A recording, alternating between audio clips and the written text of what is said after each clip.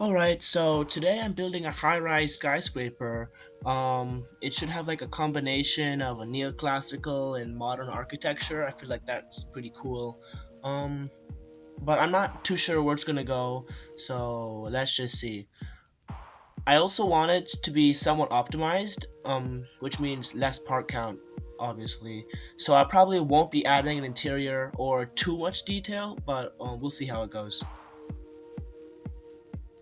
Right now I'm adding frames on the outer structure just to like see where the windows go, because I consider myself like a little bit of a perfectionist, so I want to have no disproportional parts of this build, at least like obviously disproportional.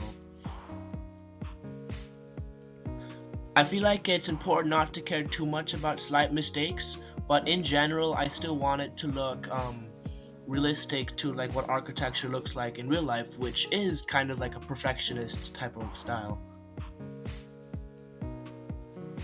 So around now, I began making mistakes because I accidentally set the stud increments to like a wrong number. This is because I put the wrong number into my calculator, which is a method I do. I didn't notice this at first, but luckily I noticed it quickly enough, so I was able to fix it without having to like redo or just like ignore the mistake. When I started doing the rest of the outer walls of this build, I decided I wanted to have like a smooth plastic material or texture, but then also add a little bit of reflectiveness. I never tried this before, but so far I think it looks cool, mainly because it kind of puts an emphasis on the part neoclassical and part like modern type of architecture of this build, and I think it looks pretty nice so far, but we'll see. I think I'm just about done with this build. I really love the color scheme I picked, and the design of the windows is pretty cool too.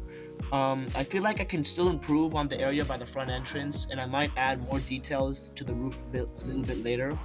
I might not as well. I could just like take this into my mind whenever I'm building my next skyscraper or similar building like that. I spent around 6 hours on this build, and in those hours, I learned quite a lot about this type of architecture. I also think that I can still improve in some areas, but overall, I really love this build, and it's one of my favorite builds of this type of architectural style.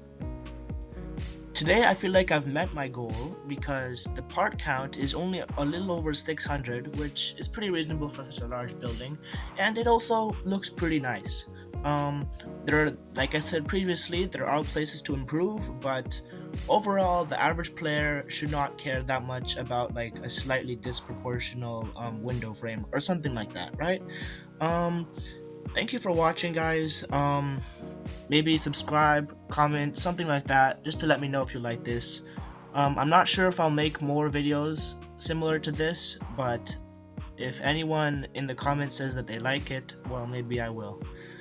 This build is for a game that I'm working on. We do have a Discord server, and I'll link that like in the description or the pinned comment, something like that. Thank you so much for watching. Let me know if you like this video or not. Have a good day. I don't know. Yeah, how do I do an outro, guys? I don't know.